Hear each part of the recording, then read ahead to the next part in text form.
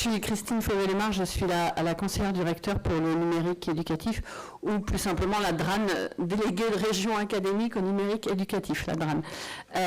J'exposerai tout à l'heure les missions d'une DRAN ou d'un service DRAN.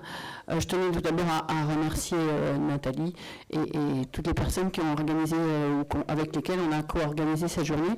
Merci beaucoup pour l'accueil et pour finalement participer à la co-construction de la montée en compétences numériques sur l'IA de l'ensemble des formateurs de l'INSPE et de l'université, puisque je pense que l'IA est un des sujets pas seulement d'actualité, mais absolument primordial pour l'éducation, vu le rôle qu'il a de plus en plus, que l'intelligence artificielle a de plus en plus dans la société. Alors on va y revenir à travers des exemples justement particuliers, puisque là dans cette table ronde, il va y avoir successivement donc une présentation d'une ressource numérique particulière qui s'appelle Knowledge, mais pas le Knowledge in English, mais N-O-L-E-J, par monsieur Reda Shekarski, pardon, excusez-moi, qui nous présentera donc comment on peut utiliser une application qui permet, on peut lui mettre une vidéo et d'en faire un cours et des questions de cours, etc. Enfin, je lui laisse la présentation. Ensuite, on aura une présentation de ce qui peut être fait, enfin d'exemples qui peuvent être faits dans le premier degré, alors par Cécile Gouraud, IEM numérique dans une des circonscriptions de Chartres, dans l'Eure-et-Loir, qui nous présentera la manière dont l'IA est utilisée en classe en cycle 2 et cycle 3. Donc je lui laisserai la parole ensuite. Enfin, on aura une présentation de Stéphane Brunel, qui est donc que vous devez tous connaître, hein, qui est enseignant formateur en anglais ici à l'INSPE et aussi correspondant aux relations internationales pour le master en MEF, et qui nous exposera à la fois la manière dont il utilise IA comme enseignant, mais aussi dans d'autres activités. Donc voilà, ce sera de ces trois présentations, et à la fin, je présenterai moi-même quelques éléments sur ce que c'est la DRAN, notamment en lien avec l'intelligence artificielle, enfin ce qui est fait sur l'intelligence artificielle. Et l'idée, c'est qu'il puisse y avoir un échange avec la salle et des questions de votre part, que ce ne soit pas juste une succession d'interventions. Donc je laisse d'abord la parole à M. Cherkaski. Bonjour à tous, Bonjour à tous, merci de nous accueillir ici. Merci à l'INSPE, merci à la DRAN, merci à l'université de nous recevoir. Quelques mots sur Knowledge. Knowledge est une start-up française qui a été créée en 2019 et qui a commencé son activité aux États-Unis du fait des moteurs de recherche d'OpenAI. Et on a aujourd'hui un petit peu plus de 70 000 enseignants qui utilisent la solution aux États-Unis. Fin 2023, grâce à EduCapital, un fonds d'investissement français, nous avons levé suffisamment de capitaux pour développer et enrichir notre solution que nous déployons aujourd'hui dans l'ensemble des académies, des business schools, des universités, et en test dans la région avec la DRAN. On a fait un test, un POC, sur une expérimentation de 3 mois qui s'est achevée récemment. Et donc on est en pleine expansion de la solution Knowledge. Nous équipons la globalité des lycées d'Île-de-France, par exemple, un petit peu plus de 750 lycées, l'Université de Rennes, pour ne citer que celle-ci. Ce que je vais faire, je vais vous présenter la solution. Knowledge est un outil auteur qui permet à partir d'un simple document, que ce soit une vidéo, un PDF, un Word, un podcast, de générer une activité, une douzaine d'activités H5P et de créer une micro-capsule interactive. Pour ce faire, il suffit, voilà, nous sommes sur l'interface Knowledge, de cliquer ici sur Créer une activité, de donner un titre.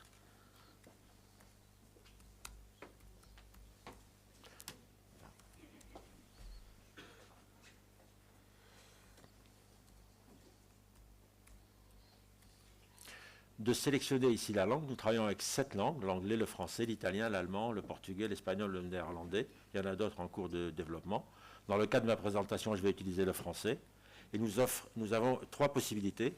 Soit téléverser un fichier, imaginons un cours que vous ayez dans vos tiroirs, utiliser une URL ou taper son propre texte.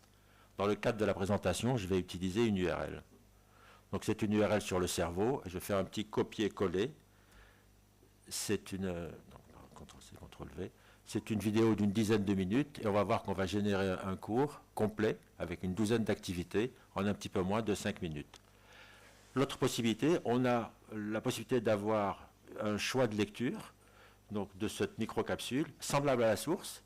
Si j'ai une classe 10, par exemple, je peux utiliser un langage simplifié ou un langage beaucoup plus approfondi, plus riche en vocabulaire. Dans le cadre de la présentation, je vais utiliser un langage approfondi. Et je viens ici cliquer sur « Générer ». L'IA générative de Knowledge va lire la vidéo, va comprendre la vidéo et va en faire une transcription. À partir de cette transcription, la chose la plus importante, vous avez la possibilité de relire cette transcription, de la corriger. S'il y avait des noms propres, par exemple, l'IA ne sait pas reconnaître l'orthographe des noms propres. Et en fonction de l'operating system que j'utilise, Microsoft, Edge ou autre, je peux avoir des dysfonctionnements en termes de traduction ou de correction d'orthographe. Donc ça va se passer dans cette première étape. Une fois cette transcription faite, l'IA générative de Knowledge va analyser ce contenu-là et en décliner un certain nombre d'activités. Alors le temps presse, en général je fais des présentations en temps réel, mais là je vais aller un petit peu plus vite, je vais prendre quelque chose qui a été déjà effectué. Donc voilà le résultat sur cette vidéo d'une dizaine de minutes.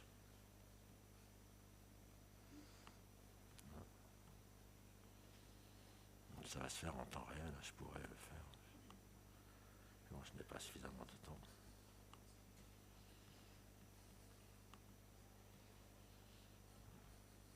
Je vais prendre celle-ci.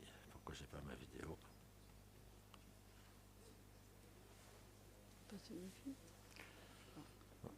Normalement, j'ai ma vidéo. Mais... Oui, oui, je suis connecté. J'ai pas de souci. Je prendrai une autre. Je pense que c'est un problème de Wi-Fi. Hein? Il y a un problème de Wi-Fi, peut-être. Vous n'avez pas assez de Wi-Fi, de bande passante. J'ai pas suffisamment de bande passante, peut-être. Bon, donc j'ai une vidéo interactive, théoriquement. Hein, je devrais l'avoir, il n'y a pas de raison. Je vais réessayer. Alors, non, là c'est donc... voilà, en temps réel, on a analysé la vidéo, on en a fait une transcription. Et sur la transcription, je vois par exemple qu'au niveau du mot amygdale, ici, il y a une petite faute. Donc je la corrige. Il y en a une autre ici.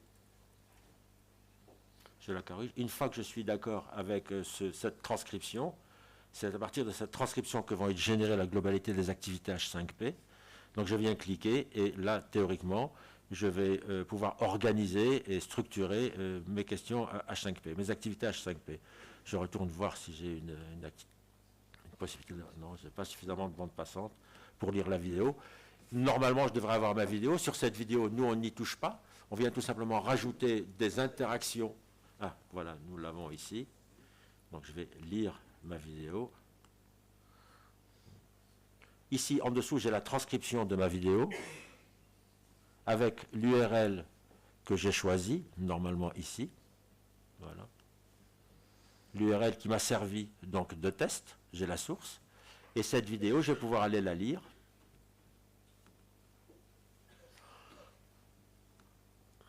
Un jour, ils entrent avec fracas. Un autre, ils ralentissent le pas. J'ai de la vidéo. Vous pouvez utiliser la digitale ou Peertube, qui sont des vidéos au niveau de des académies, qui sont nettoyées de toutes les publicités. Et on remarque ici sur la barre de défilement, des petits grains blancs, ce sont des grains d'interaction. Et à chaque fois que le curseur va passer sous un grain d'interaction, vous allez avoir une fenêtre pop-up qui va s'allumer. Je la vois ici, neurone. Et je vais avoir une définition dans le même niveau de langage que le document source initialement choisi. Alors c'est très important. Pourquoi? Puisque nous restons focus sur sur le document initialement choisi. Et à partir de ce moment-là, on va éliminer tous les risques d'hallucination. Vous n'avez pas besoin de 3 applis différentes pour commencer à investir. N26 suffit. Donc, on va ici avoir le même niveau de lecture et on va ainsi éliminer tous les risques d'hallucination. Pourquoi? Parce qu'on va rester focus sur le document initialement choisi. Ce que disait tout à l'heure Mounib, là par exemple, j'ai une autre définition, le thalamus, j'ai toujours la définition dans le même niveau de langage que le document initialement choisi par vous professionnels. Et ainsi de suite. À chaque fois que ma barre de défilement va arriver, ici, je vais lire, je vais passer sous un grain d'interaction et je vais avoir toujours cette possibilité-là. Je vais le rendre plus petit, sinon on va être perturbé par la publicité. Lorsque je positionne ici et ainsi de suite, lorsque je me positionne au milieu de la vidéo, il y a un plus gros point d'interaction. Là, la vidéo va se stopper et je vais avoir un questionnement pour pouvoir m'assurer de la compréhension de la première partie de la vidéo. Toujours la pub. On est obligé. Hein. J'aurais pu prendre une autre...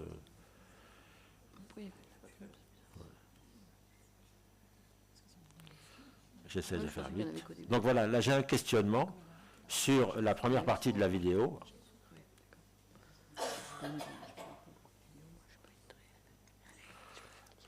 Donc j'ai ici mes réponses, j'ai la question qui est ici, pardon, et ici les réponses. Donc on verra que l'IA générative de knowledge fait une proposition de microcapsule, charge à vous de la valider ou de la modifier. J'ai une rétroaction immédiate, je peux voir ainsi la solution. Hein, on ne laissera jamais l'apprenant sans la bonne réponse. Et ainsi de suite, la vidéo va reprendre. Et à chaque fois que mon curseur va passer sous un grain d'interaction, il y a un problème de bande passante, je suis désolé. Hein. J'ai pas de réaction. Donc, globalement, à chaque fois que le curseur va passer sous un grain d'interaction, je vais avoir toujours cette fenêtre pop-up qui va s'ouvrir et toujours une définition avec le même niveau de langage que le document initialement choisi. Et ainsi de suite, jusqu'à la fin de la vidéo, où j'ai ici un questionnement, comme sur la première partie. La vidéo va s'arrêter et je vais avoir un questionnement pour m'assurer de la compréhension de la deuxième partie de la vidéo. Je vous montrerai tout à l'heure que la globalité des questions et le nombre des questions sont tout à fait modifiables et paramétrables. L'IA générative de knowledge fait une proposition de questions, charge à vous de les valider ou de les modifier.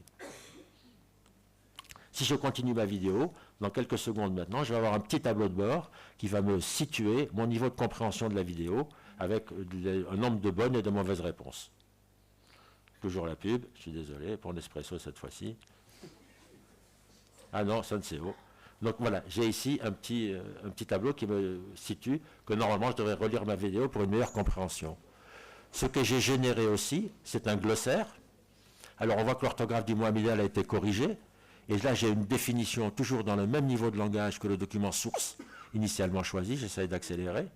On verra aussi que si par exemple cette définition n'est pas pertinente pour mon cours du jour, je pourrais la modifier, l'enrichir, l'upgrader, la diminuer. Grâce à ces deux petites touches ici. Nous avons aussi un quiz formatif qui a été généré.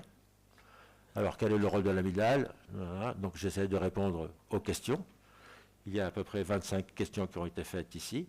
Il y a des questions à choix multiples, à choix unique, pardon, des questions à trous. Je mets ma réponse et je viens vérifier ma réponse. La bonne réponse était lobes cérébraux. Donc, je peux recommencer ou continuer. Des questions à choix unique. Toujours des questions à choix unique. Je dois avoir des vrais-faux aussi. Voilà, des vrais-faux, etc. J'ai aussi un résumé. Un résumé de ma vidéo. J'ai l'ensemble des points clés qui sont cités. J'ai un résumé détaillé. J'ai des cartes mémo. Décrire les fonctions du tronc cérébral. Je me pose la question, j'essaie d'apporter ma réponse et je viens retourner ma carte pour valider ma réponse. Bien sûr, les cartes mémo servent à apprendre des principaux sujets qui ont été traités pendant votre cours. On verra que tout est modifiable, tout est paramétrable. J'ai des cartes termes définition. Alors là, elles servent plus à mémoriser les concepts clés qui ont été élaborés pendant le cours. Pareil, neurone, qu'est-ce que neurone? Et je viens retourner, j'ai ici ma réponse, pardon. Et on voit qu'on est toujours dans un même niveau de langage, ce qui va très important, ce qui va éliminer la globalité des hallucinations qu'on pourrait avoir sur ChatGPT par exemple, puisque là on reste globalement focus sur le document initialement choisi. J'ai la transcription classique, je vous ai montré tout à l'heure, c'est long. J'ai la transcription classique qui est ici. J'ai la transcription modifiée avec un langage, puisque j'ai demandé un langage un petit peu plus soutenu, donc le vocabulaire est beaucoup plus riche ici, dans cette transcription. Nous avons aussi des glisser les mots. Donc là, je viens tout simplement apporter, alors je mets mes réponses n'importe où, hein. Et j'ai une rétroaction immédiate, c'est des mauvaises réponses, et je peux afficher les bonnes réponses. J'ai ensuite des activités supplémentaires, telles que des mots mêlés. Tout ça, ce sont des activités H5P, pour ceux qui connaissent. C'est long, c'est lent, voilà. Donc il faut juste mettre ces mots-là dans ce patchwork de lettres. Des mots croisés. Normalement, ma réponse est instantanée, mais bon, je suis désolé. Des mots croisés. Bien sûr, comme tout à l'heure, avec, je peux vérifier. Donc là, j'ai 0 bonne réponse, parce que je n'ai apporté aucune bonne réponse, et je peux afficher les solutions. Et j'ai des idées d'activités de projet. Ce sont ce qu'on appelle, nous, des questions de haut niveau, qui vont permettre à l'enseignant formateur d'avoir des idées. Imaginons, lors d'un cours, scinder sa classe en 2 groupes, et pouvoir ainsi créer une animation autour d'un sujet, du type développer un projet innovant qui explore comment les émotions influencent notre capacité à apprendre, etc., etc. Ce sont des idées supplémentaires de sujets d'animation de cours. Je vous ai dit que l'ensemble de la capsule que j'avais générée en quelques minutes était tout à fait paramétrable. Donc on vient ici cliquer sur ce bouton ici paramétrer. Vous ne serez jamais otage de ce qu'a généré l'IA de Knowledge. Vous avez toujours la possibilité de la modifier. Et là, dans la personnalisation de mon sujet, de ma capsule, si je ne veux que la transcription modifiée, je la laisse. Si je ne veux que la transcription simple, je viens décliquer ici et cliquer à ce niveau-là. Si je ne veux pas du glossaire, je viens décliquer au niveau du glossaire. Pour la vidéo interactive, j'avais un questionnement en milieu et en fin de vidéo. Si je ne veux pas du questionnement en milieu de vidéo, je viens le retirer. Et j'avais 3 questions. Si j'en veux 5, il me suffit de mettre le curseur sur 5. Et ça, c'est valable pour l'ensemble de ce qui a été généré par l'IA générative de Knowledge. J'ai le quiz ici, 27 questions, je trouve que c'est trop. J'en veux 20, je mets le curseur sur 18 ou sur 20. Une fois que j'ai modifié et paramétré ma microcapsule, il me suffit tout simplement de venir ici, cliquer sur Régénérer, et je vais ainsi créer une nouvelle microcapsule avec les modifications que j'ai apportées. Donc voilà, on est en phase 3 sur 3, ça va aller relativement vite normalement. Donc je vais aller sur une autre qui a été faite. On va attendre que la vidéo s'allume, etc. Voilà, ça c'était l'INSPE de tout à l'heure. Juste pour vous dire, la vidéo fait une dizaine de minutes et on met 4 minutes pour générer la microcapsule. La deuxième chose très importante que propose l'IA de Knowledge, c'est la possibilité de modifier cette microcapsule. Je vous l'ai dit, vous ne serez jamais esclave de ce qu'a généré l'IA. Ici, j'ai l'ensemble des concepts qui ont été détectés. Ils sont tous là. J'ai le concept amygdale. Si celui-ci n'était pas pertinent, je viens le décocher. Il n'apparaîtra plus, il a disparu ici. Je viens le cocher. Maintenant, si je le veux dans les concepts, mais je ne le veux plus dans les cartes à terme, je viens le déclipser des cartes à terme. Et ça, c'est valable pour la globalité de ce qui a été généré. Je ne le veux pas dans les jeux, je ne le veux pas dans les mots, je ne le veux pas dans les jeux pédagogiques, je viens le déclipser ici. Deuxième possibilité, ça c'est la définition qui a été donnée et qui était rapport focus avec le document initialement choisi. Si j'estime que pour cette définition-là, cette partie n'est pas pertinente, je vais pouvoir venir la modifier. Et ensuite, je viens cliquer sur sauvegarder. Et au contraire, si j'estime qu'elle n'est pas assez riche, je vais peut-être venir ici l'upgrader en rajoutant ici tout ce que je veux comme texte.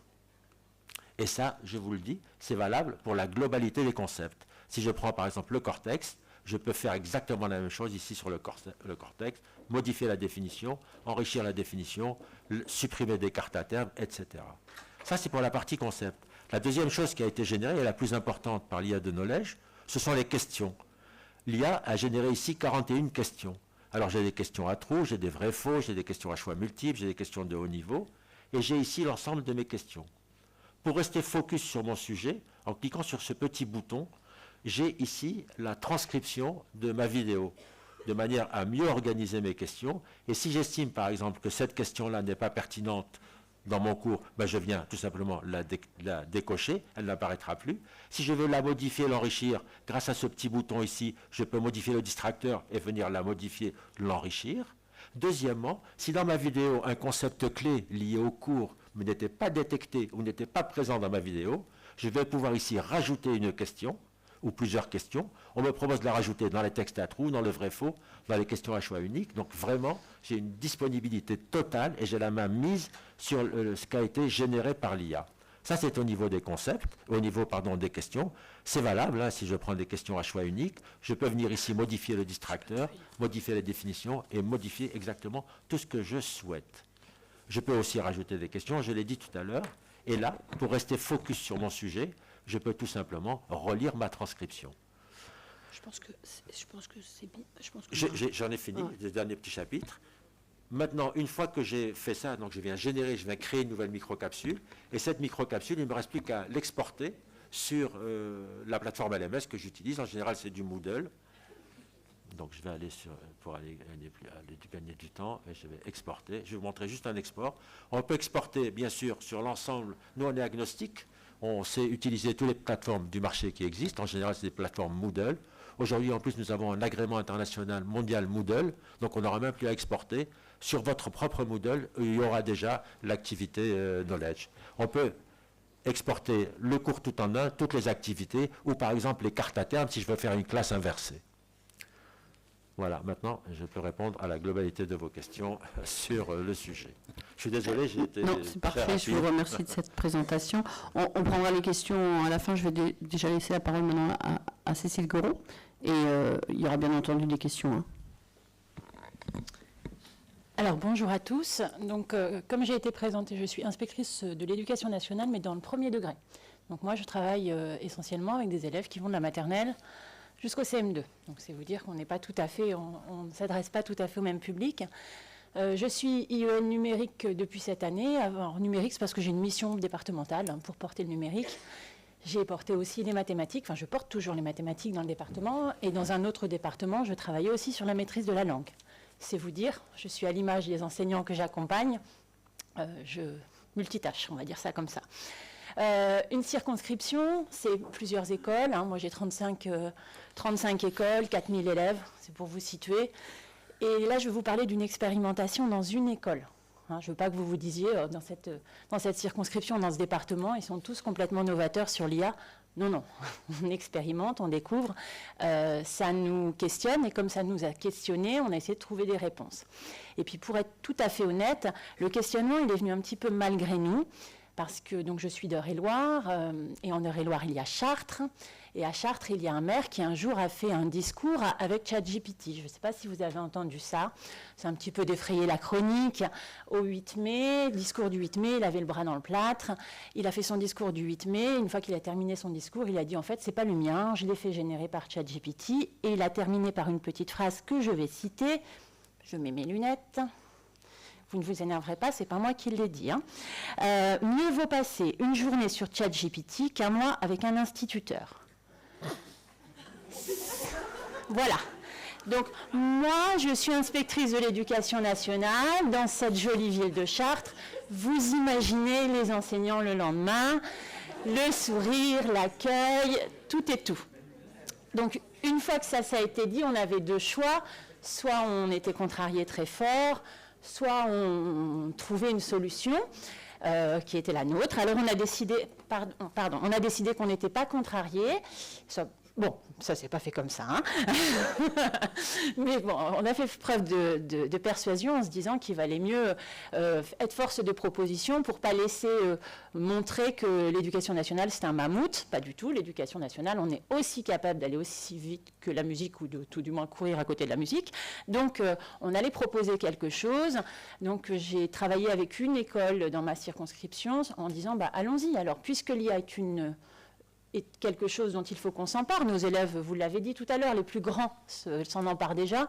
Les plus petits, c'est aussi, je pense. Enfin, voilà, ils commencent à aller voir aussi ce qui s'y passe, hein, s'ils sont curieux. Donc, créons quelque chose. On ne voulait pas partir tête baissée. Moi, l'IA, je n'y connaissais rien. Voilà, pour être très sincère, j'étais curieuse. Ça, la curiosité, ça m'anime. Mais bah, à côté de ça, je n'y connaissais pas grand-chose. Donc, j'ai fait comme tout le monde. J'ai joué, j'ai allumé ChatGPT, j'ai regardé ce que ça donnait. Puis après, j'ai regardé aussi ce qu'on faisait dans l'éducation nationale. Et puis, avec quelques enseignants de cette école, parce qu'on s'est dit qu'il ne fallait pas partir tête baissée quand même, hein, on a travaillé quasiment toute l'année dernière pour monter un projet qui serait porté par toute l'école. C'est-à-dire qu'on a présenté la grande structure du projet aux enseignants en leur disant, voilà, on va expérimenter une année pour voir ce qui est intéressant. Et puis là, cette année, septembre, on va mettre en œuvre. Et puis forcément, on a mis le maire dans la boucle en lui disant, bah oui, mais si on expérimente, il va falloir nous équiper, quoi. Hein. Oui, mon petit monsieur, parce que pour qu'on puisse aller sur... on a donc, grâce à cela, pu monter un projet CNR, hein, les projets qui ont permis d'avoir un financement conjoint éducation nationale et puis mairie, pour avoir des applicatifs, des logiciels qui utilisent l'IA, mais aussi beaucoup de matériel. Donc ça a permis de rebondir, on va dire, de façon positive. Donc ça, c'est un petit peu pour vous donner la genèse du projet. Pourquoi est-ce qu'on en arrive là ? Ce n'est pas une école au hasard non plus qu'on a choisi, avec laquelle on travaille. C'est la seule école qui est en réseau d'éducation prioritaire à Chartres. Donc notre projet, il était autour de la différenciation pour la réussite des élèves. Donc à partir de ça, on a essayé de travailler avec, alors quand je dis on, c'est toujours quelques enseignants, des conseillers pédagogiques et puis moi, parce que l'année dernière, j'ai appris avec les enseignants, on a vraiment essayé ensemble. Donc on a regardé ce qui se passait du côté de l'éducation nationale pour les plus jeunes. D'accord, cycle 2, cycle 3, est-ce qu'il y avait déjà des propositions un peu estampillées éducation nationale vers lesquelles on pouvait aller? Et il y avait ce partenariat intelligence artificielle, il manque un i, partenariat d'innovation, innovation intelligence artificielle, P2IA, avec des applications, des logiciels qui avaient déjà un peu le tampon éducation nationale en disant ça c'est bien, vous pouvez l'utiliser sans crainte. Donc on en a essayé plusieurs. Alors pour vous donner quelques noms, parce qu'il y en a peut-être quelques-uns que vous connaissez pour ceux qui travaillent avec le premier degré autour de la lecture, il y avait l'Alilo depuis quelques années. Ensuite il y en a aussi en mathématiques, il y avait Adaptive Math, c'est ceux qu'on n'a pas utilisés, donc je les utilise moins, je les connais moins. Adaptive Math, Math-IA. Donc nous, on a essayé un petit peu tout. On a gardé Math-IA, qui est un applicatif qui va permettre de s'entraîner autrement qu'en faisant des exercices, mais avec un petit parcours un petit peu ludique, mais en choisissant toujours l'entraînement que l'on souhaite faire, plutôt que d'ouvrir un manuel. On va avoir des élèves qui vont ouvrir le manuel pour faire des exercices, d'autres qui vont manipuler avec l'enseignant, parce qu'on va être dans une temporalité où on va avoir un atelier où des élèves manipulent, et puis un troisième groupe d'élèves qui va être sur de l'entraînement, toujours sur la même compétence, mais avec Math-IA et avec quelque chose de ludique par exemple. Donc, autour des mathématiques, on a choisi Math-IA, autour de la lecture, on a travaillé avec la Lilo, autour de l'écriture, on a travaillé avec un autre logiciel qui s'appelle Caligo. Alors qui n'est pas tout à fait, enfin qui a été dans le P2IA, puis qui s'en est retiré pour des contraintes autres, mais qui est quand même reconnu éducation nationale. Donc ça, c'était pour on ne prenait pas de risque, voilà, on prenait pas de risque. Puis après, forcément, les enseignants se sont demandé ce que eux, ça pouvait aussi, comment est-ce qu'ils pouvaient mettre l'utilisation d'IA générative comme ChatGPT dans leur classe. Qu'est-ce qu'on peut faire quand on est enseignant, cycle 2, cycle 3, donc du CP au CM2, avec des intelligences artificielles génératives. Alors on a un petit peu essayé, là on peut le dire comme ça, parce qu'on n'avait pas cette connaissance tous suffisante de ce que c'était, de ce que l'on pouvait faire. Donc on a fait intervenir quelqu'un qui pouvait nous présenter rapidement comment ça fonctionnait. Donc, on a trouvé un partenariat qui, pendant un tout petit temps, nous a présenté l'art du prompt, comment est-ce qu'on rédigeait un prompt pour qu'il soit efficace et puis qu'il corresponde à peu près à ce qu'on demandait. Et puis après, on s'est dit, mais qu'est-ce qu'on en fait en classe ? Qu'est-ce qu'on en fait en classe ? En fait, par exemple, on s'est amusé à générer des dictées. Parce que la dictée, pour des élèves qui sont par exemple en CM2, c'est un exercice parfois fastidieux pour l'enseignant, il faut différencier. On a des élèves qui écrivent beaucoup, d'autres qui n'écrivent pas beaucoup. On veut inventer une super dictée où on va être plutôt présent, parce qu'on est en train de travailler sur le présent. Puis si c'était une dictée quand même sur les châteaux, parce qu'en ce moment on est en train de travailler sur les châteaux, et puis si on utilisait une liste de vocabulaire intéressante, on est capable de le faire, ça tous, sauf qu'on va y passer 1h15, le temps de faire notre liste de mots, le temps, mettre les 10 lignes, puis ensuite la transformer en texte à trous, et puis se dire que tout compte fait pour Jonathan, il n'aurait pas fallu que ce soit à l'imparfait, mais plutôt au présent, parce que déjà, au présent, on sera content. Voilà, vous voyez tout ce qui se passe dans la tête de l'enseignant qui prépare. Et en fait, on s'est aperçu que ça, l'IA, ça le faisait pour nous. Si on faisait un prompt facile, alors je vous ai recopié le dernier, enfin je vais vous relire le prompt qu'on a fait justement sur la dictée et qui nous a servi d'exemple pour partir, créé pour des élèves de CM2, un texte de 5 lignes, majoritairement écrit à l'imparfait et au passé simple, racontant l'origine du château de Versailles, inclut une référence au pavillon de chasse de Louis XIII. Et là-dessus, clic, dictée, 5 lignes, on a tout ce qui nous intéressait à ce moment-là, mais 15 jours plus tard, c'était autre chose. Puis une fois qu'on a travaillé sur ce prompt, on s'est dit oui, alors pour pouvoir corriger, on va le retravailler, mais les verbes conjugués en gras. Comme ça, on va pouvoir faire une relecture intéressante juste sur les verbes conjugués. Et puis, en fait, maintenant, remplace les verbes conjugués par des points de suspension, parce que pour Jonathan, ça va être plus facile d'avoir que les verbes conjugués, c'est ça qui m'intéresse. Et puis, cette dictée-là, je voudrais avoir une liste des mots compliqués qu'il faudrait que les élèves mémorisent. Donc, extrait de cette dictée. Hein, donc, la suite, c'était « procure une liste de mots compliqués à mémoriser ». Donc, on a isolé les mots qui étaient dits compliqués. Alors, on l'a fait aussi à l'inverse. Hein, en donnant les mots qui devaient être dans la dictée, on peut le faire dans les deux sens. Et puis ensuite, créer 2 autres versions du texte, l'une pour des élèves en difficulté, l'autre pour des élèves très avancés. Et puis là, les enseignants m'ont dit « ouais, mais alors là, c'est bien, mais comment on fait la dictée maintenant qu'on a fait tout ça? On a 3 versions.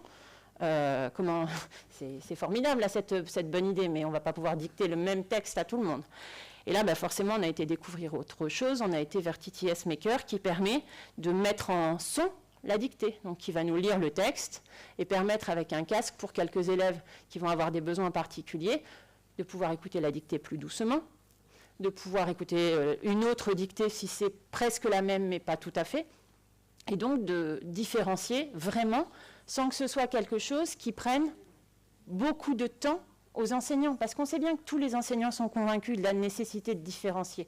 Ce qui leur pose souci aujourd'hui, c'est le temps que ça leur prend à la maison pour préparer ça. Et bien, l'IA, ça permet ça. Alors, ce n'est pas parfait, il faut beaucoup retravailler, comme vous le disiez tout à l'heure, il faut toujours tout relire ce que l'on produit, mais ça simplifie grandement la tâche à ce niveau-là. On sait aussi, alors après, forcément, quand on avait découvert ça, vous imaginez, vous mettez 3 enseignants dans une salle, vous leur avez expliqué qu'on pouvait créer plein de choses, et là, l'imagination déborde. Hein. On a imaginé, on a découvert d'autres applications comme Sono, où on s'est amusé à demander de créer une chanson pour retenir la leçon sur les châteaux de Versailles. Bon, il y avait du bien et il y avait du plus moyen pour apprendre, mais bon, ça permettait d'apprendre aussi.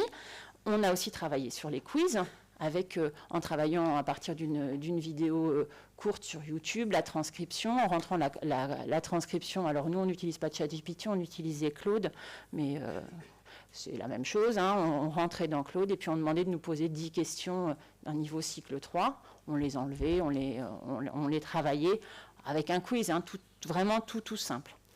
Bon voilà, là on a joué. Et puis on a aussi fait une dernière petite chose qui était assez intéressante avec des Ulysse. Et alors ça m'a fait penser à l'exposition quand on a regardé tout à l'heure des élèves d'un dispositif Ulysse. Ulysse, unité d'inclusion, unité localisée d'inclusion scolaire. Oui, je parle l'acronyme, mais parfois c'est pas bien.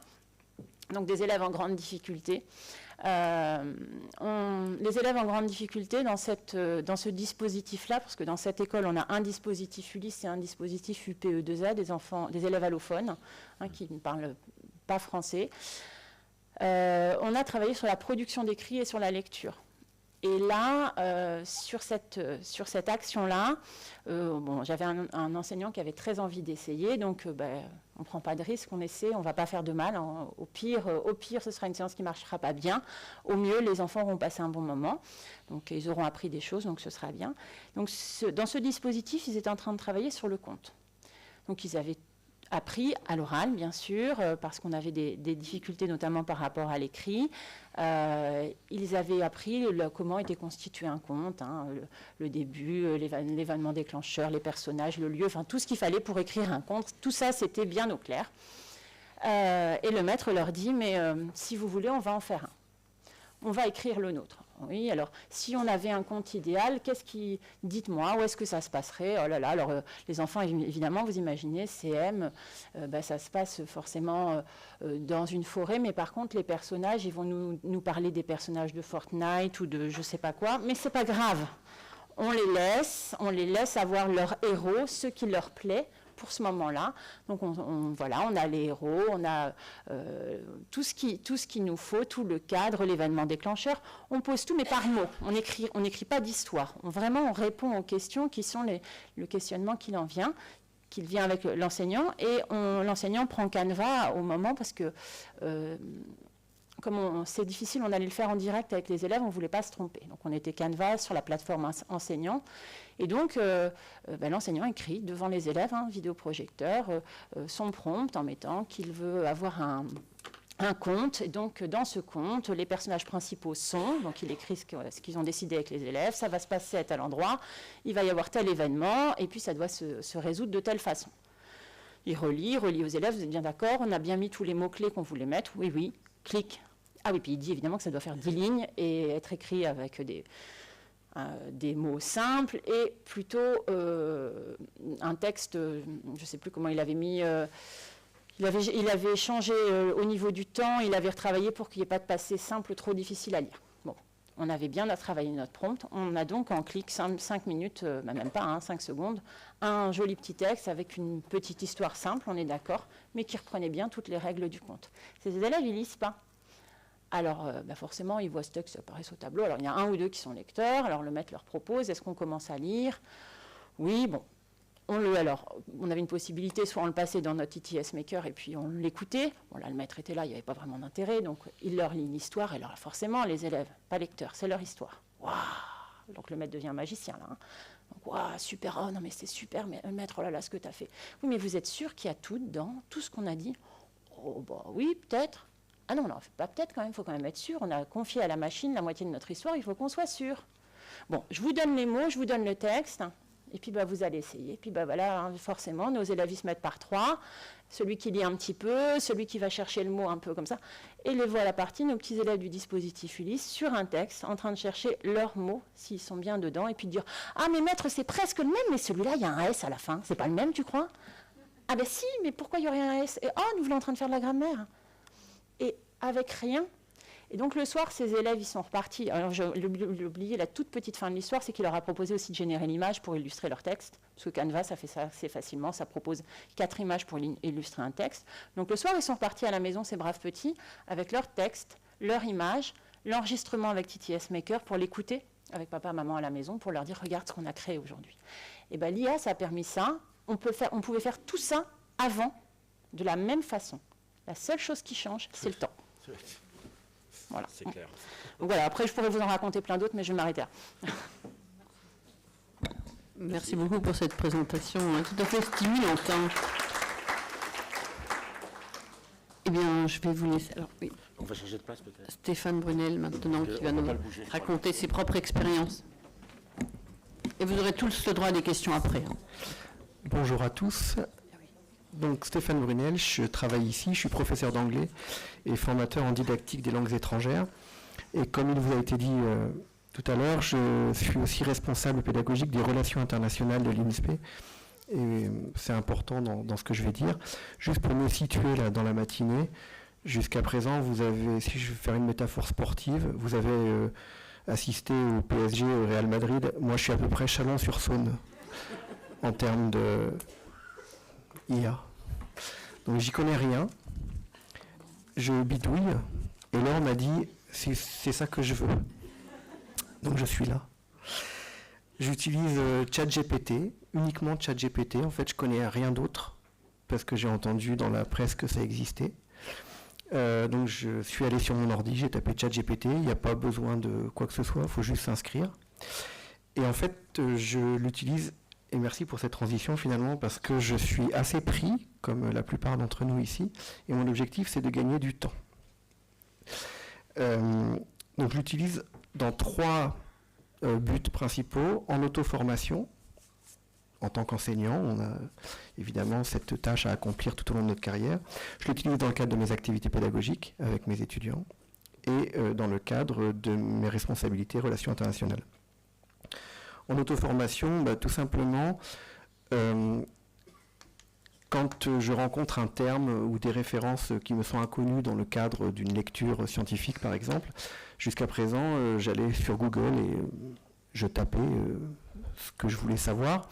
Le problème, c'est que j'avais un certain nombre d'occurrences, les unes en dessous des autres, et dès lors qu'on était dans une lecture scientifique, souvent ces occurrences, alors certaines étaient complémentaires, d'autres contradictoires, mais en tout cas elles étaient toutes colorées par le laboratoire de recherche, le chercheur en question, etc. Et moi je n'ai pas la compétence, je ne suis pas enseignant-chercheur, et donc je n'avais pas la compétence pour savoir est-ce qu'il y avait une école de recherche qui était plus pertinente qu'une autre, est-ce que les résultats générés par Google finalement étaient fiables, ou est-ce que l'occurrence 1 était plus fiable que l'occurrence 3 ou que celle qui était en page 4 d'ailleurs. Et en fait, en faisant la même recherche avec ChatGPT, j'obtiens quelque chose de beaucoup plus synthétique et qui n'est pas coloré par une forme d'idéologie ou de point de vue d'école scientifique, quoi. Voilà. Et donc moi, c'est plus satisfaisant, mais c'est plus satisfaisant parce qu'en gros, j'y connais rien. Alors évidemment, les chercheurs hurleraient en disant « mais non, mais tu ne peux pas te contenter de ça, tu vois bien que ce qui est dit là dans la synthèse de chat n'est pas conforme, etc. » Mais en fait, moi, ça me va. Ça me va parce que c'est neutre. En tout cas, ça a l'apparence de la neutralité. Donc ça, c'est dans le cadre de l'auto-formation. Dans le cadre de mon usage pédagogique, alors moi, j'ai une expertise, elle est en didactique des langues, mais j'ai une expertise liée à ma formation en France et à mon parcours à l'université française. Or, la didactique des langues étrangères, il n'y a pas que les Français qui en font. Et ce que j'appelle mon expertise en France n'est pas du tout l'expertise de mes camarades didacticiens ailleurs. Et là encore, ce qui est intéressant, c'est de questionner ma propre expertise dans une intelligence artificielle qui va aller, elle, en tout cas c'est ce que je perçois, synthétiser là encore les expertises de la didactique des langues étrangères, qui est mon domaine, avec des choses parfois qui peuvent paraître contradictoires, mais qui vont être rendues de manière synthétique, claire et ordonnée. Et en fait, moi, c'est ce que je recherche parce que, encore une fois, n'appartenant pas à un labo, n'ayant objectivement pas le temps, en fait, ce que je cherche, c'est cette synthèse assez globale, claire, ordonnée et rapide. Et je me rends compte que ça me permet quand même de colorer ma pratique avec peut-être d'autres angles de vue, d'autres points de vue que je n'aurais pas eu en restant sur ma propre expertise nationale. Sur le plan pédagogique, j'utilise aussi de plus en plus pour demander à l'IA de prendre la place d'eux. Ce que moi, je n'arrive plus à faire du haut de mon grand âge et de mon parcours universitaire. Par exemple, récemment, j'ai demandé à l'IA, j'ai tapé une prompt qui était je viens d'obtenir mon diplôme d'enseignant en France. Je suis nommé dans un collège et j'ai décrit le collège rural, etc., ou le collège centre-ville. Voilà, je donne des caractéristiques. Quels sont les problèmes que je vais rencontrer le jour de la rentrée? À quoi faut-il que je me prépare? En fait, j'ai fait ça pour préparer le séminaire de rentrée de nos enseignants qui arrivent et qui sont dans cette situation-là. Eh bien, figurez-vous qu'il y a tout un tas de choses que je sais. En fait, je n'ai rien appris dans ce que m'a dit ChatGPT. Par contre, j'aurais jamais pensé à tout en aussi peu de temps et de manière aussi exhaustive. Il y a eu 2-3 choses où je me suis dit non, là, c'est pas pertinent. Donc ça, c'est mon expertise qui me fait faire le tri. Mais c'était d'une rapidité folle. Et surtout, ça, j'y aurais jamais pensé. Ça, c'est vrai. Ou alors, il aurait fallu que je parle avec 5 collègues pendant une demi-heure et à nous 5, on aurait fait tout ça. Voilà. J'ai essayé de faire la même requête sur Google. C'est n'importe quoi, en fait. Enfin, il ne sort rien du tout, en fait. Donc là, alors, juste, je fais une incise. J'irai pas, en tant que linguiste, moi, j'irai pas parler, j'emploierai pas le mot penser, qu'a employé Ménive tout à l'heure. Pour les linguistes qui sont dans la salle, ce que nous, on appelle le lexis, d'accord, qui est au-dessus de l'énoncé. Mais néanmoins, effectivement, il y a cette capacité en tout cas je le ressens dans l'expérience que j'ai, cette capacité à aller au-delà du sens des mots pour faire des liens entre les mots et générer quelque chose qui est de l'ordre de la synthèse telle que nous on l'a fait à partir de nos connaissances. Et dernier emploi, celui peut-être qui finalement m'a le plus surpris, mais le plus aidé aussi. Dans le cadre des relations internationales, alors je suis expert en didactique des langues, mais je ne suis pas du tout expert en relations internationales. J'ai ce poste qui est dévolu à un enseignant traditionnellement, mais je n'ai pas de master de relations internationales, je n'ai jamais étudié ça. Et je me suis retrouvé confronté à des problèmes liés à l'interculturalité quand je suis à l'étranger avec des collègues de 15, 20 nationalités différentes, et puis on aborde des choses, et évidemment, derrière le même mot, aucun d'entre nous n'avons le même concept. Et bien là, l'IA m'a aidé sur un certain nombre de choses. D'abord en traduction. Je vais prendre un exemple qui va vous parler à tous. Le mot laïcité, évidemment, est franco-français. Le concept de laïcité n'existe pas, tel que nous on l'entend, ailleurs dans le monde. Par définition, ce mot n'existe pas, ni en anglais, ni dans d'autres langues. Donc la question, si vous tapez laïcité dans Word Reference, il va vous proposer une traduction qui est forcément fausse. Voilà. L'intelligence artificielle a été capable, avec évidemment ce que moi j'ai indiqué comme étant laïcité, de générer en une phrase très simple quelque chose qui a parlé à l'ensemble de mes collègues en anglais. Une phrase, alors que moi je suis angliciste, que j'aurais eu soit beaucoup de mal, soit qui m'aurait pris un temps considérable à exprimer. Et quand je l'ai lu, je me dis « Ah oui, c'est ça ». Mais l'autre exemple encore plus frappant, c'est dans le cadre d'une maquette de formation pour des étudiants, maquette d'un parcours en anglais. Une des collègues a proposé comme dans son intitulé de formation, un intitulé qui comprend le mot altérité. Donc l'altérité, tout le monde ici a une définition dans la tête de ce qu'est l'altérité. Et si vous tapez encore une fois dans un traducteur ou en ligne, même si vous prenez un dictionnaire, altérité, vous dites traduisez en anglais, il va vous dire otherness. Voilà. Sauf qu'en fait, l'altérité, c'est pas du tout otherness, avec l'accent, en anglais. Pas du tout. C'est pas ça. Enfin, c'est pas que ça, en tout cas. Et là encore, après quelques minutes, et c'est ça qui m'a le plus bluffé, j'ose dire de dialogue avec la machine, en fait, il m'a fallu entre 5-7 minutes pour obtenir, là encore, une traduction, là je n'étais même pas sur une définition, une traduction du mot qui était compréhensible et intelligible par mes partenaires qui ne parlent pas français, donc une traduction en anglais. Alors il se trouve que cette traduction, et là je rejoins, c'était rigolo ce que disait Monique tout à l'heure, le mot altérité en anglais a été traduit par en réalité un concept de 5 à 6 mots. D'accord ? Et ça, pour le coup, aucun traducteur ne fait ça. Un traducteur, il va choisir de traduire un mot par un mot, ou parfois un mot par une expression dans la langue étrangère, mais jamais il va assembler plusieurs mots discrets en une séquence linéaire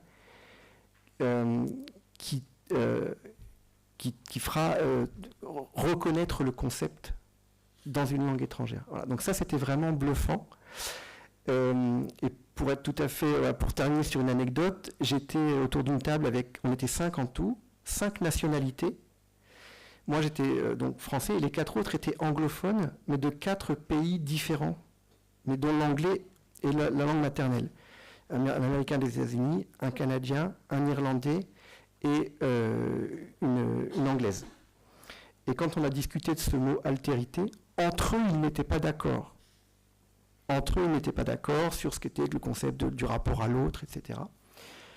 On s'est amusé avec chat, donc c'était à l'étranger, autour d'un café, c'était rigolo. Et au bout de quelques minutes, quand on a eu cette définition de plusieurs mots, tous les 5, on était d'accord pour dire que, ok, ça nous allait. Voilà. Donc cette anecdote, évidemment, me fait beaucoup réfléchir sur qu'est-ce que je pourrais en faire maintenant avec mes étudiants. Et là, je m'arrête parce que je ne sais pas, c'est pour ça que je suis là aujourd'hui. Voilà. Merci à vous.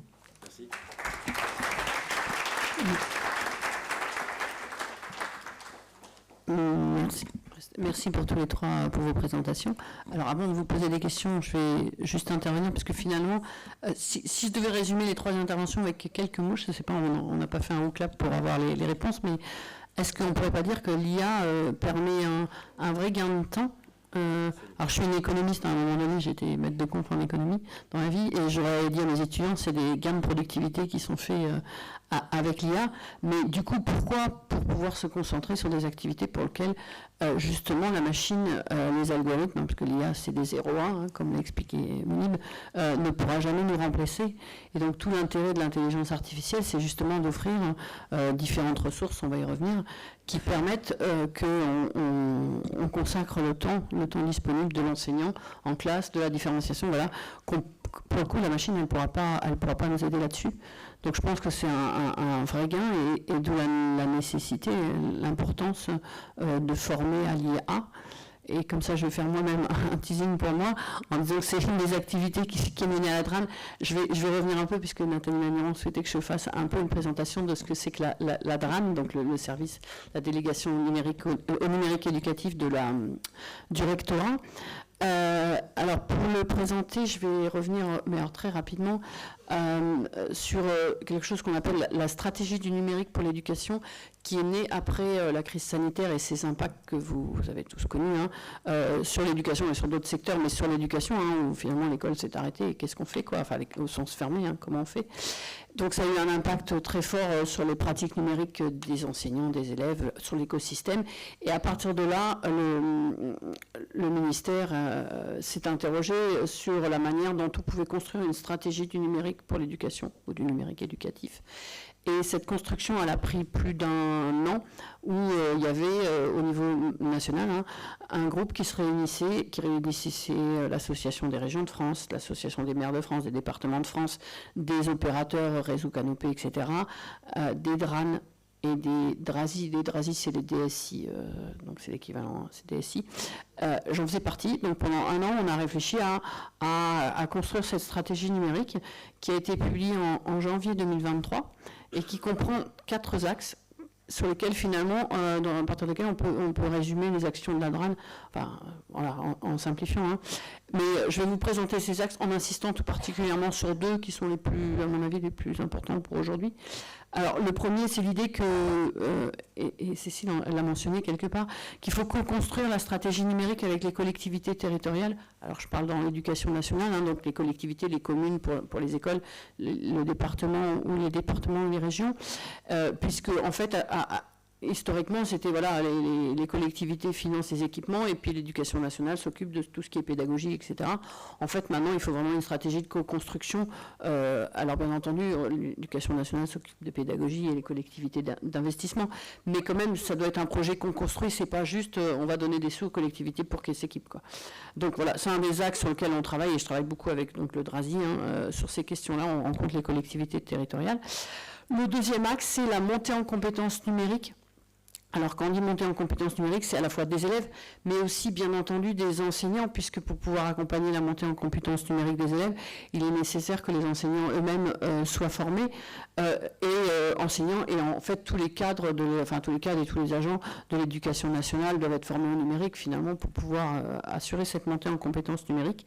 Alors, ça, c'est une partie des actions qui sont menées en fait, avec l'EAFC, dans le cadre de la formation continue des enseignants, si je reste sur les enseignants, qui est là, vous êtes expert plutôt en formation initiale des enseignants en devenir, et du coup, ensuite, les enseignants peuvent avoir de la formation continue, qui est donc en partie sur le numérique, bien entendu, pas uniquement, et donc toute l'offre de formation sur le numérique, elle est construite par la DRAN, avec l'EAFC, mais c'est la DRAN qui fait l'ingénierie de formation, enfin, c'est les personnes de la DRAN qui font ça. Alors, je ne vais pas vous détailler toute cette offre de formation, mais il y a par exemple de la formation, on commence à en faire sur l'IA, puisque forcément c'est nécessaire de faire cette formation-là. Et il y a des formations alors aux compétences numériques de façon générale. Je vais résumer par un mot qui est pas forcément le bon, mais PICS, tous les projets PICS. Alors PICS, c'est l'évaluation des compétences numériques des élèves en 3e et terminale, où ils ont une certification. C'est depuis cette année une attestation qui est délivrée à tous les élèves de 6e et qui porte notamment sur la prévention du cyberharcèlement, donc qui en fait permet, l'idée c'est pas PICS en soi, c'est que ça permet de traiter de cette question-là avec les élèves de 6e, et à partir de là, dans une semaine, on va tester ce qu'on appelle le PICS Junior, la même chose dans des classes de CM1 et CM2, alors qu'on fera dans le Cher, et puis ça va être déployé après, avec l'idée qu'il faut faire cette montée en compétences numériques, et notamment la protection vis-à-vis des réseaux sociaux, etc., très tôt pour les élèves. Et alors, PIX, on peut le décliner de plein de manières différentes. Il y a aussi, vous en avez certainement entendu parler, de PIX plus EDU, qui est finalement l'accompagnement à la formation, à la montée en compétences numériques des enseignants avec une dimension pédagogique, comment utiliser le numérique de manière pédagogique. Et il y a d'autres projets, par exemple, là, dans l'académie, on a un projet de faire un PIX sécurisation des usages, puisque, j'y reviendrai, mais une des grandes questions, c'est la sécurité des usages du numérique qui se pose par rapport à l'IA. D'ailleurs, j'ai des questions à ce sujet. Pour finir sur les formations, il y a aussi la nécessité, et j'y reviendrai, un des gros problèmes que pose l'IA, c'est les biais, et notamment les biais de genre. Il y a des stéréotypes de genre qui sont très forts dans l'IA. Et finalement, une des missions de la DRAN, c'est aussi d'assurer la promotion de la mixité dans le numérique et faire que le numérique, ce ne soit pas juste une activité de garçons, ou en tout cas, faire qu'il y ait plus que 20% de femmes dans le secteur du numérique, puisque c'est à peu près le chiffre actuel. Alors ça, c'est le deuxième axe, donc la montée en compétences numériques.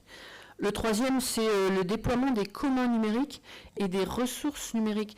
Alors les communs numériques, vous en connaissez tous, on l'a mentionné tout à l'heure, c'est Moodle. Moodle, c'est un commun numérique, en fait, puisque c'est une ressource libre qu'on peut utiliser. À l'université, ça s'appelle Célène, ici. Mais on est en train de déployer un nouveau commun numérique qui est ELEA, qui est la même chose que Moodle, parce que c'est une version de Moodle ou de Célène, si vous voulez, mais bien plus simplifiée que Moodle. Plus généralement, on essaie de promouvoir l'usage de ressources numériques qui s'appuient sur l'IA, et pas que sur l'IA. Cécile en a mentionné quelques-unes. Il y en a, en fait, elle a mentionné des ressources qui ont été construites dans le cadre du P2IA.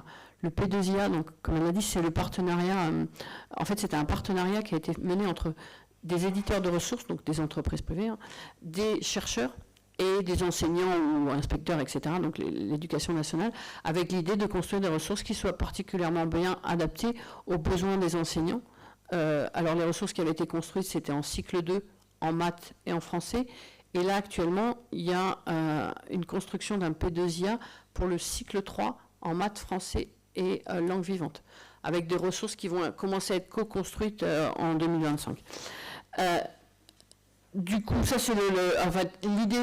Alors l'idée sous-jacente, quand même, pour que vous compreniez, c'est qu'au niveau de l'État français, c'est la volonté de créer un secteur des EdTech, c'est-à-dire que la France soit un leader sur le marché européen des EdTech, c'est-à-dire des technologies de l'éducation. Il y a une vraie volonté qui aussi, ces considérations économiques, forcément, ont un impact sur les projets développés pour l'éducation nationale, ou d'ailleurs l'enseignement supérieur, puisque en l'occurrence, il n'y a pas de différence. Donc il y a ça qui est quand même sous-jacent, avec le projet qui est pour l'instant avorté, parce qu'on a quelques difficultés budgétaires, qui était de donner un compte-ressource à tous les enseignants français, dans lequel ils auraient un crédit pour pouvoir acheter des ressources numériques de leur choix dans une liste donnée, c'est-à-dire toutes les ressources qui sont agréées, qui sont sur le GAR, enfin bon, peu importe, je ne rentre pas dans les détails. Ça, c'était un projet qui était en cours jusqu'à encore cet été. Je pense que là, on subit une petite restriction budgétaire qui fait qu'il ne sera peut-être pas déployé, mais il est en construction en Seine-Saint-Denis depuis plus de 2 ans. Donc il y avait vraiment ce projet-là, et vous voyez bien où se mêle à la fois l'usage des ressources numériques en classe, et donc la nécessité de former à ces ressources, qui beaucoup sont sur l'IA, pas que, et le sous-jacent économique qui est finalement aussi de favoriser le développement de ce secteur, comme par exemple Knowledge fait partie de ce secteur économique. Le dernier point de la stratégie numérique, c'est toute la question alors qui relève plus des DSI, des systèmes d'information et de la sécurisation des usages. J'y reviens pas là, c'est aussi très intéressant comme sujet, mais ce n'est pas forcément au cœur des échanges de ce matin. Alors, la DRAN, pour monter ses activités, il y a une équipe DRAN, et il y a aussi tout un réseau du numérique, à la fois dans le premier et le second degré, qui... Alors, j'ai jamais compté combien il y avait de personnes dans le réseau, mais je pense qu'on atteint pas loin de 200 personnes. Dans le premier degré, c'est les IEN numériques et les IREN qui accompagnent les enseignants dans les démarches numériques.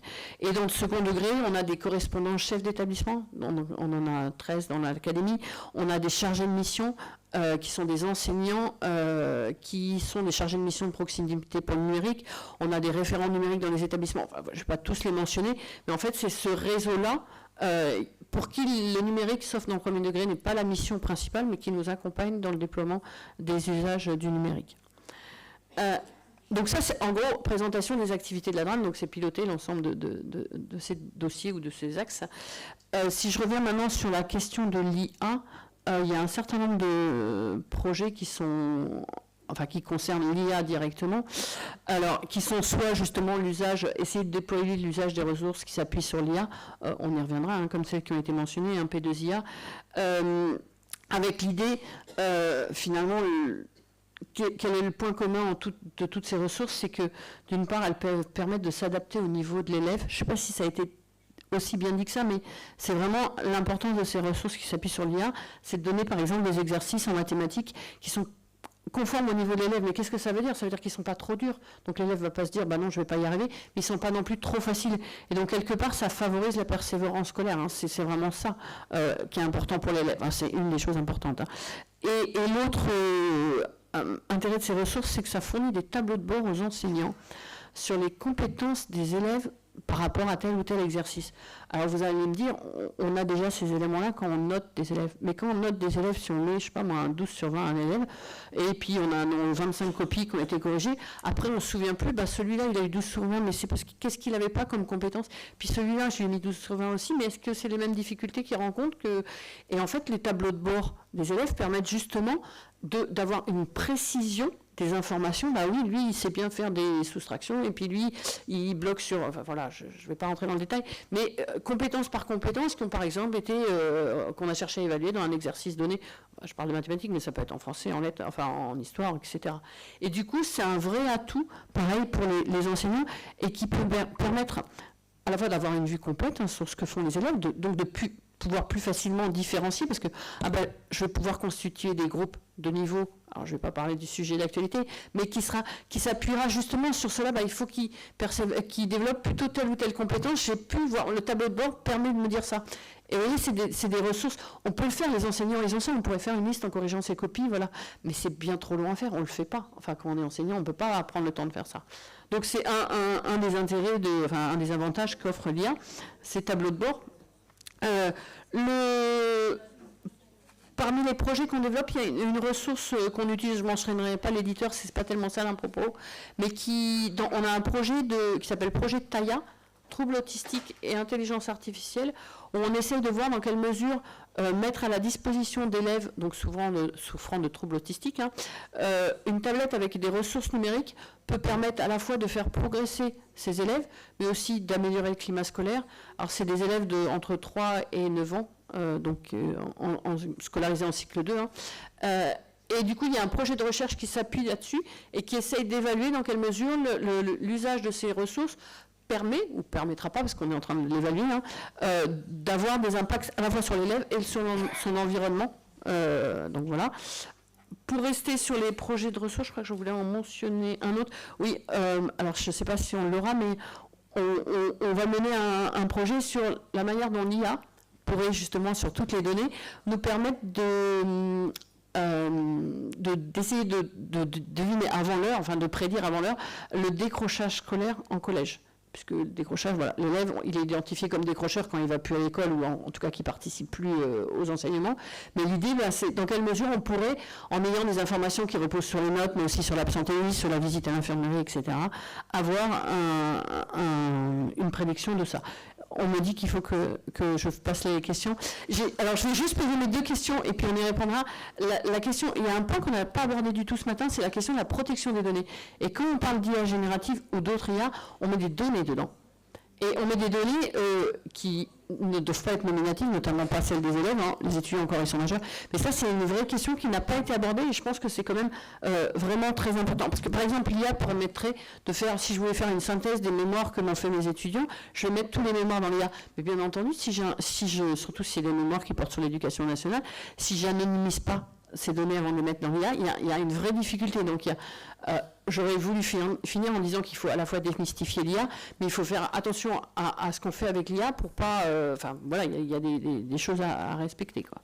Donc voilà, c'était une des questions que j'avais, mais je vais laisser la salle poser, puisque... ouais, c'est...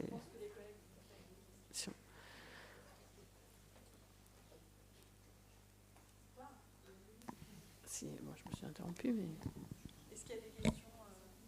Est-ce que vous avez des questions sur tous les sujets qui ont pu être abordés depuis ce matin? On va être large.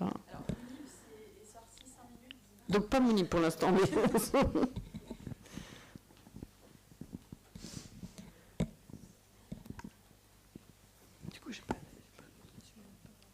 Merci pour vos présentations. C'est une question pour monsieur, pardonnez-moi, je ne me souviens plus votre nom de la société Knowledge.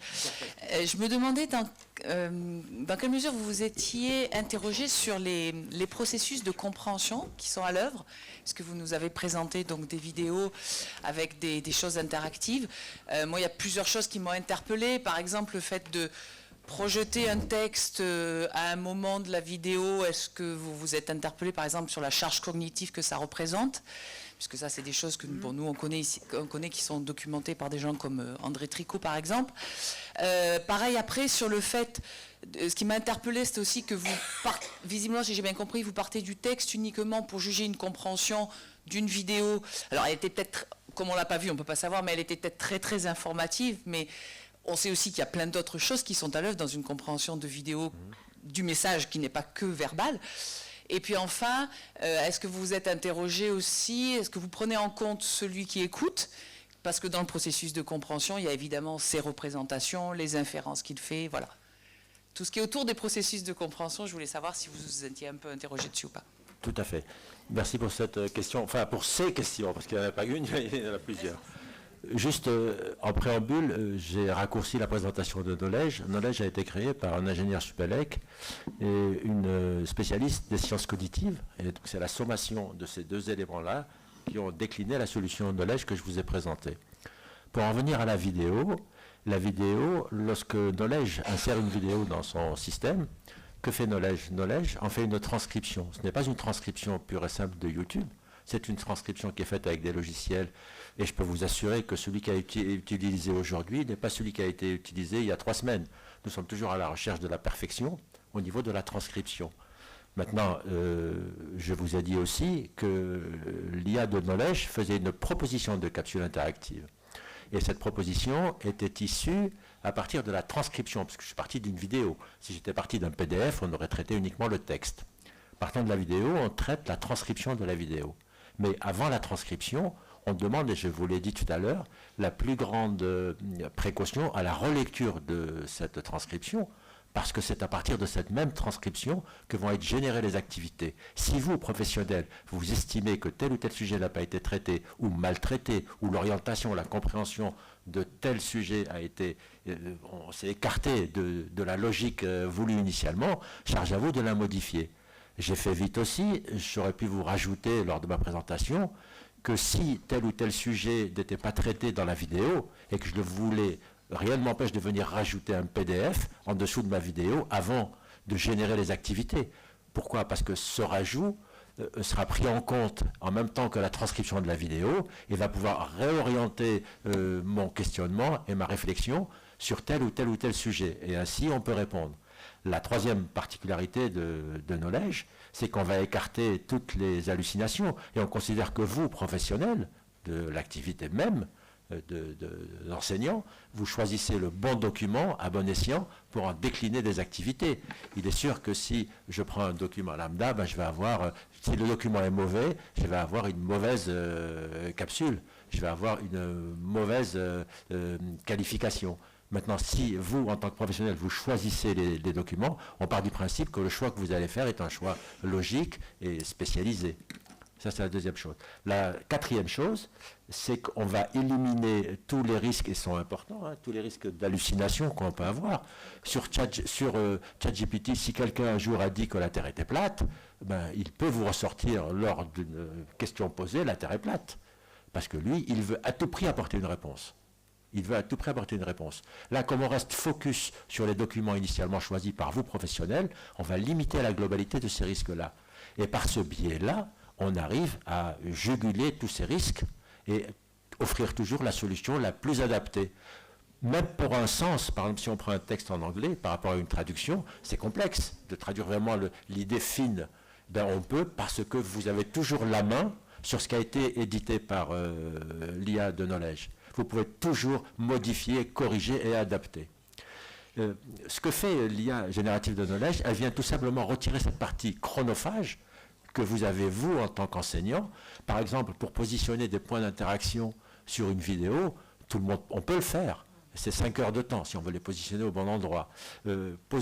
Générer des questions avec des questions à choix unique, c'est facile, on peut le faire. Mais il faut que les choix des réponses de choix unique soient difficiles. Il faut qu'elles se rapprochent chacune de la vérité pour justement se poser la question, dire comment, est-ce que c'est là que je réponds ou c'est pas celle-là. Maintenant, s'il y a un écart énorme, la réponse est facile.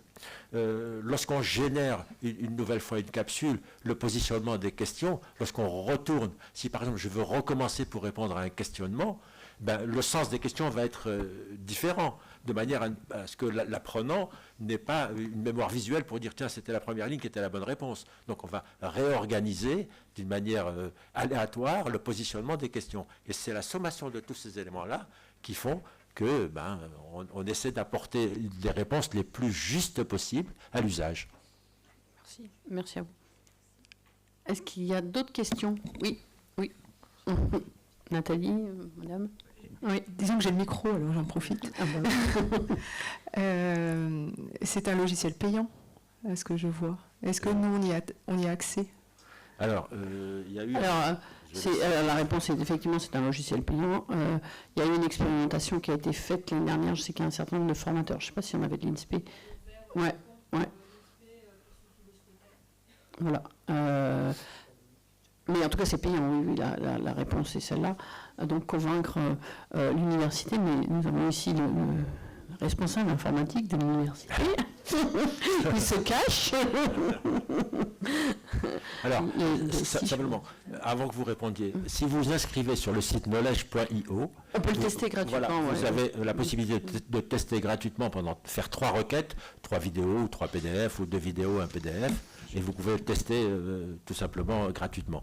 Ce que je vous demanderai ensuite, c'est une fois que vous avez testé, si vous voulez aller un petit peu plus loin, avant de passer à des opérations plus financières, on est prêt à vous donner la possibilité des crédits supplémentaires que vous puissiez utiliser d'une manière un petit peu plus élargie la solution. Bon, ça ne sera pas on vous donnera 5 ou 6 crédits supplémentaires, de manière à ce que vous puissiez tester le produit et le montrer à vos élèves, entre autres.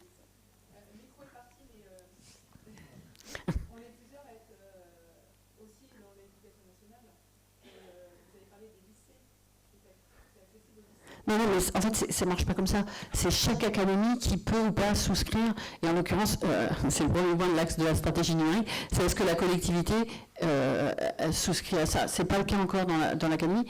On expérimente pour voir si ça peut être une ressource que les collectivités ou l'université seraient prêtes à financer pour pouvoir accompagner les enseignants dans la construction des cours, puisqu'en fait, cette ressource, c'est essentiellement ça. Moi, je vais laisser Nathalie Magneron poser la question, mais j'en aurai une après. On peut faire quand même certaines choses que fait Knowledge, on peut le faire avec l'IA, mais on ne peut pas tout faire avec l'IA, parce que sinon, voilà. Enfin, tout gratuitement. Nathalie. Oui, moi je voulais intervenir par rapport aux élèves Ulysse. Donc effectivement, ça permet aux enseignants de gagner du temps. Quel est le retour des élèves? Alors. Voilà, est-ce qu'il y a, en termes de rapport à l'école, est-ce que ça a changé? Est-ce que vous avez fait des études pour voir Pour être très sincère, on a expérimenté, c'est-à-dire que l'année dernière, je l'ai souvent symbolisé comme ça en disant on a joué, c'est-à-dire qu'on a essayé de mettre en œuvre. L'enjeu, c'est cette année, on a l'équipement, puisque ça y est, le financement est arrivé. Donc cette année, on a l'équipement pour que ce soit plus quotidien. Et donc, qui dit plus quotidien, je pense que ce n'est que là qu'on pourra éventuellement mesurer des effets. On n'a pas associé à notre travail des chercheurs, ce qui fait qu'on n'aura pas d'expérimentation étalonnée par rapport à ce que l'on met en œuvre.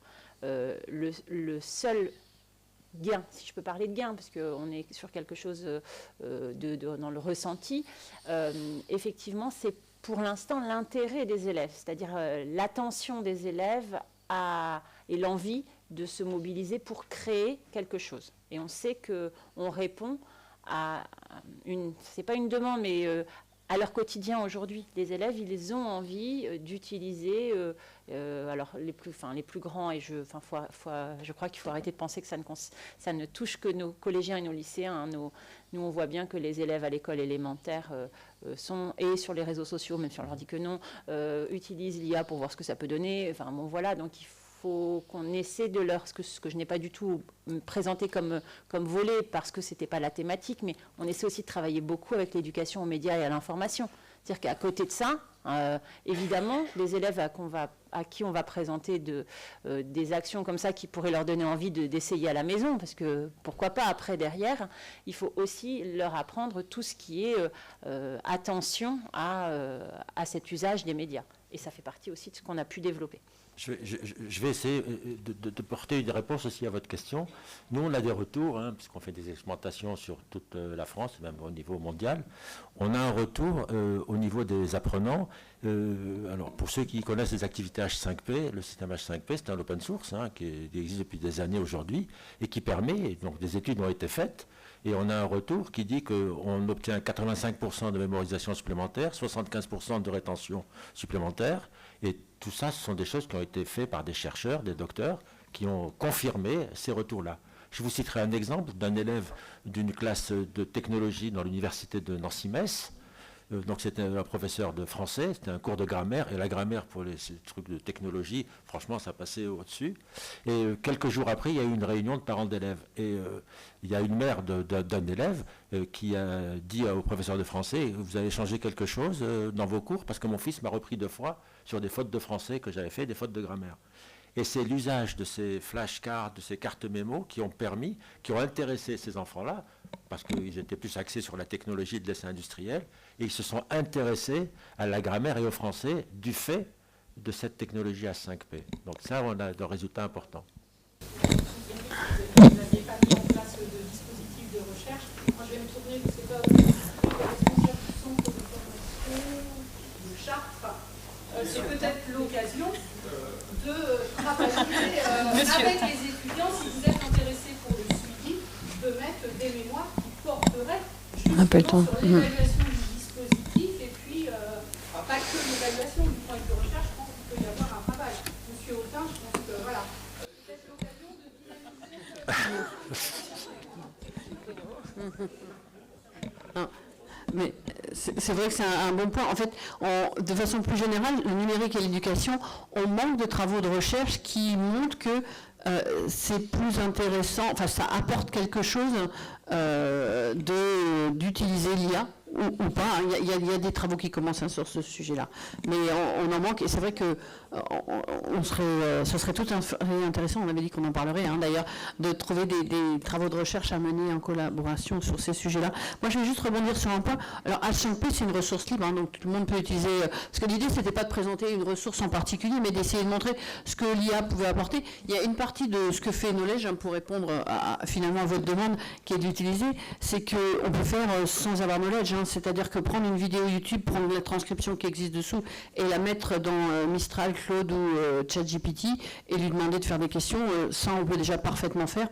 Par contre, en avoir un fichier XML à la fin qu'on met sur Moodle, ça je ne suis pas sûr que ChatGPT sache le faire, mais voilà, il faut bien voir que l'idée de cette matinée, c'était plutôt de présenter différentes choses qui peuvent être faites en lien avec l'IA.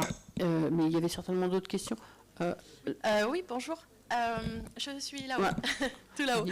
En fait, à l'université, il existe déjà une solution qui s'appelle WooFlash et qui est disponible dans Selene et qu'on peut utiliser et qui ressemble exactement à Knowledge. Donc aussi à essayer, enfin après on peut tester Knowledge bien sûr, mais vous pouvez essayer déjà WooFlash et je vais passer la parole à Elodie Trottin. Ça fait autre chose WooFlash, mais je ne sais pas dire quoi. Oui, pour compléter, H5P est déjà implémenté dans notre Moodle. Donc, comme on découvre avec plaisir que des collègues de l'INSPE testent Knowledge, on peut faire un test grandeur nature comme on l'utilise déjà sur nos outils. On a une plateforme Moodle de test et on essaye pendant plusieurs mois n'importe quels outils. Donc, le vôtre, et puis après on voit si c'est intéressant par rapport à H5P, par rapport à WooClap ou WooFlash, puisque on intègre aussi WooClap qui fait des quiz, et puis après on voit si c'est intéressant de l'intégrer pour toute la communauté enseignante. C'est quelque chose qu'on peut imaginer.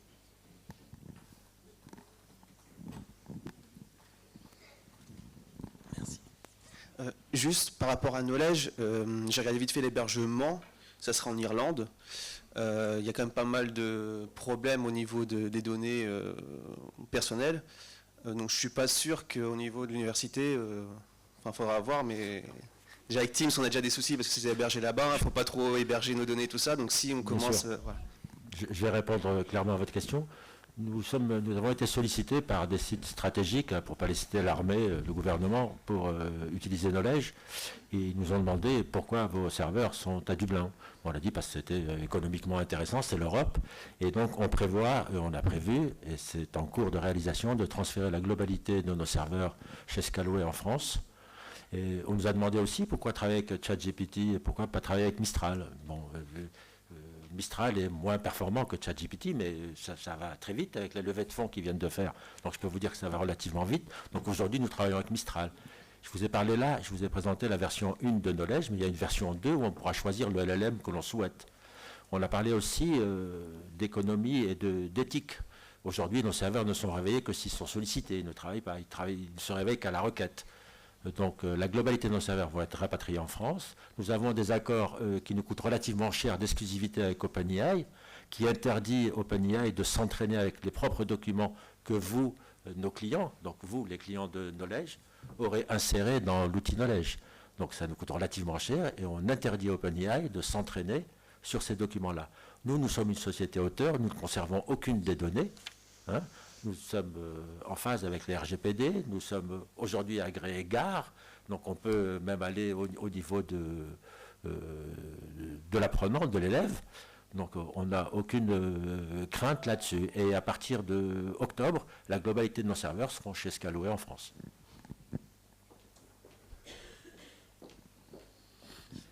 Alors, moi, c'est pas vraiment une question, c'est plutôt une remarque, et c'est pas du tout technique, là c'est l'enseignant qui reprend la parole. J'entends que il y a beaucoup de solutions qui sont expérimentées en termes d'évaluation.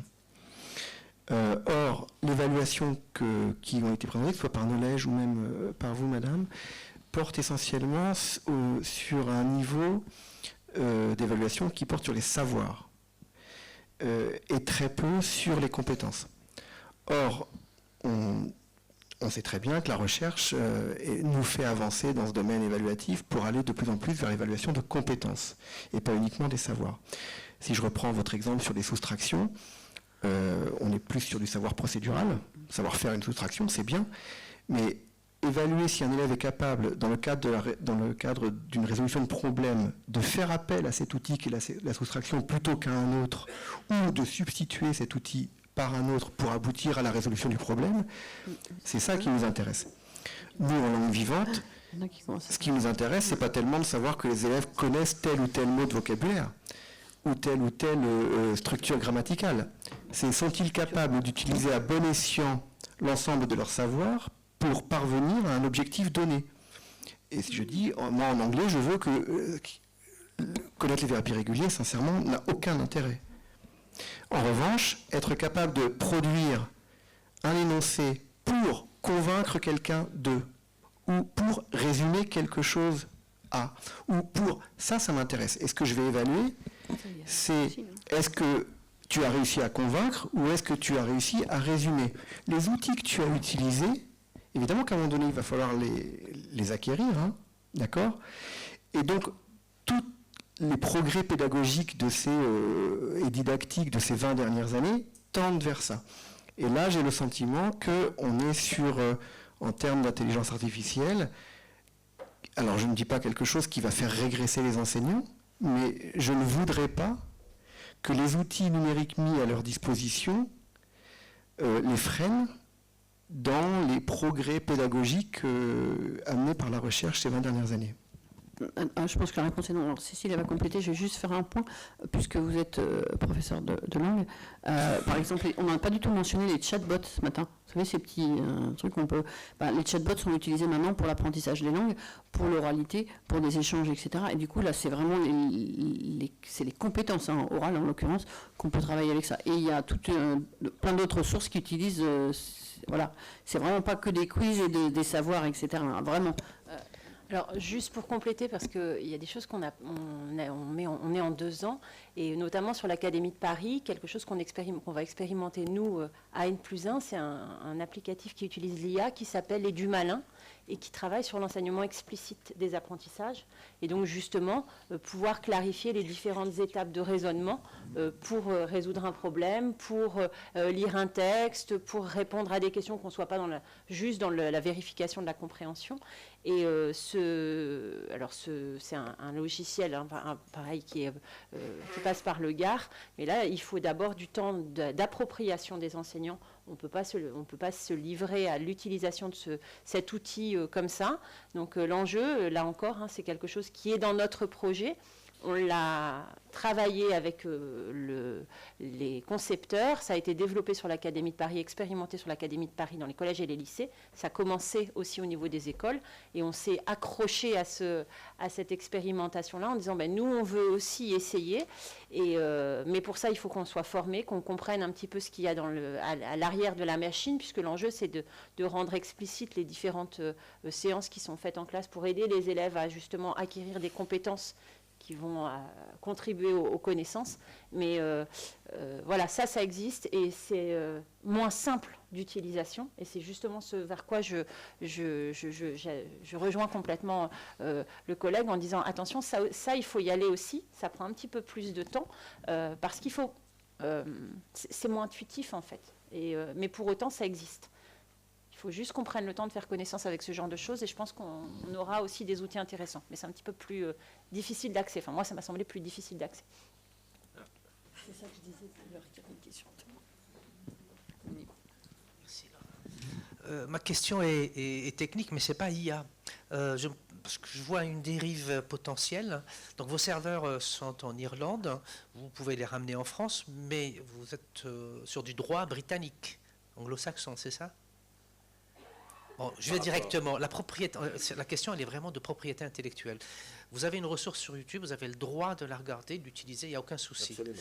On est d'accord là-dessus. À partir du moment où vous ne téléchargez pas. Très bien.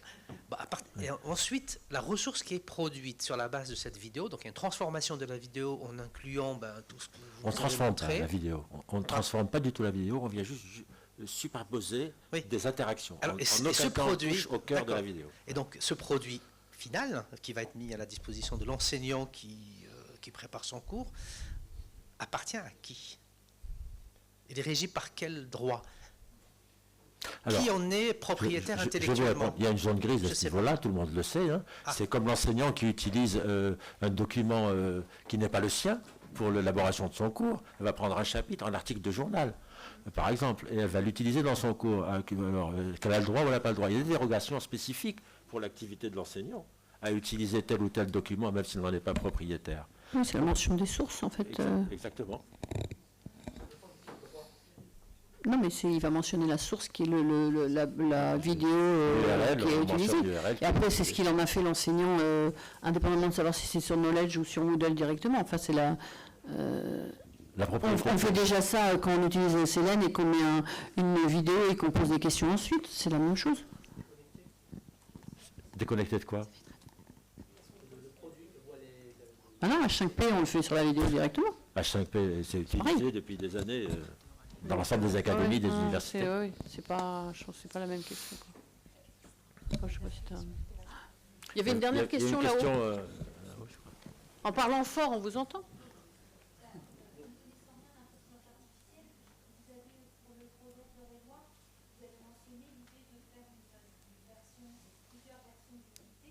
Par exemple.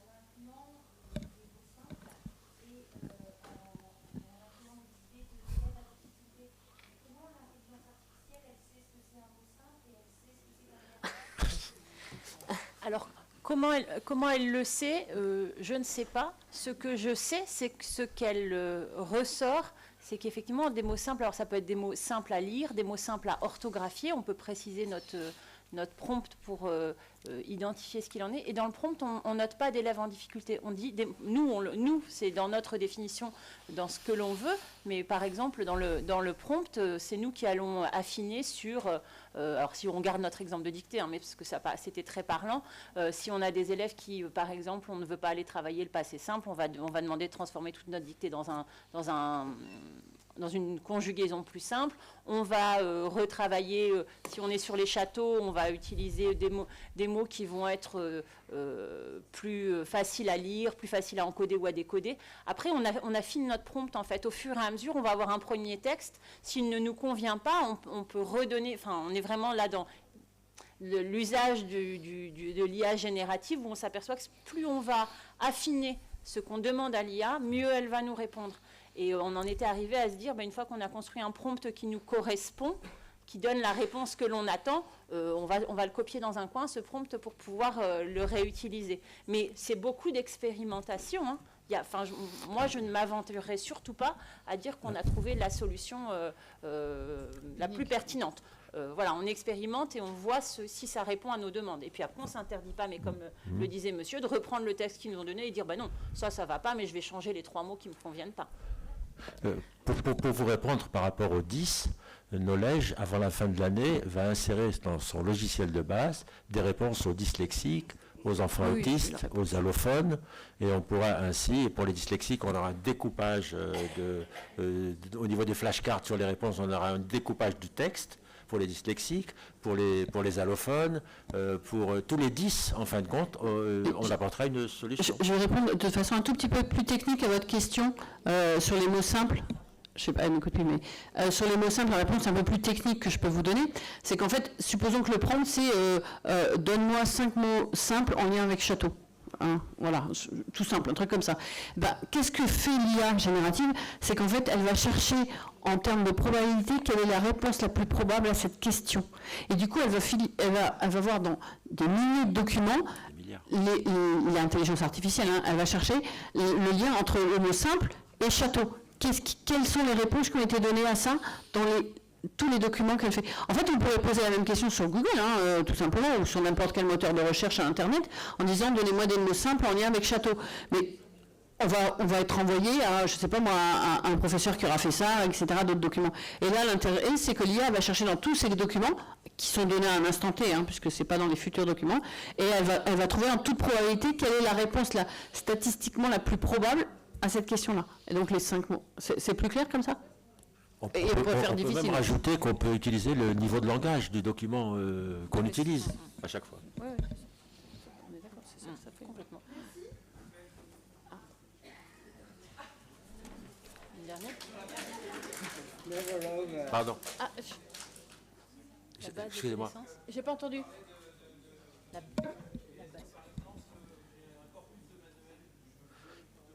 Oui, c'est une très bonne question.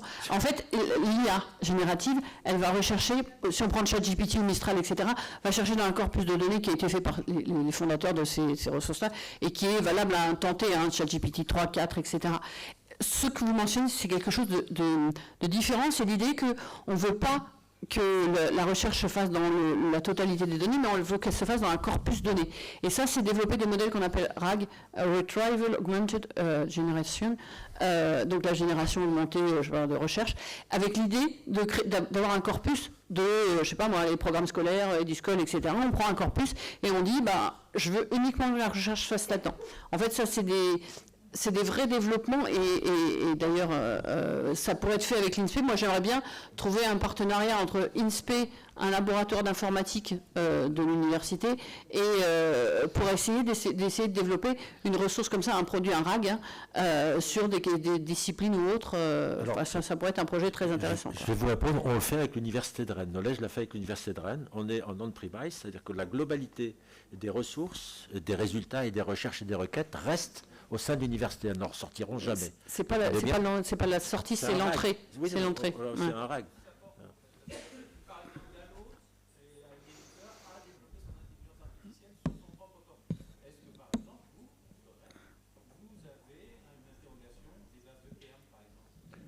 Alors, je vais vous répondre, on le fait au niveau du corporate, ça n'a rien à voir avec l'éducation nationale, on travaille avec Bouygues, des grosses compagnies, dans le bâtiment par exemple, et on va insérer dans Knowledge leur glossaire, les termes, tous les acronymes qui sont liés au bâtiment. Et donc, de manière à pouvoir rester focus sur ce cœur de métier qui est lié au bâtiment. Donc, on va rentrer dans nos bases de données, on va rentrer des éléments qui se rapportent en termes de langage, niveau de langage, pour le bâtiment. On l'a fait avec Bouygues, on l'a fait avec La Poste, on peut faire ça. Et dans les nouvelles versions de Knowledge, excusez-moi, je parle de Knowledge, on va avoir la possibilité de travailler avec un corpus de documents en entrée et on ne sortira jamais de ce corpus. Toutes les questions, si on posait une question hors sujet à l'IA, parce qu'on développe aussi un chatbot dans cette nouvelle version qui sera poussée en novembre 2024, lorsque la question est hors sujet, l'IA nous dira, elle n'ira pas chercher comme ChatGPT forcément une réponse, parce que c'est le but de ChatGPT, c'est d'apporter une réponse. Elle dira non, je ne sais pas répondre à cette question. Pourquoi? Parce qu'elle reste focus sur le corpus de documents initialement sélectionné par le professionnel.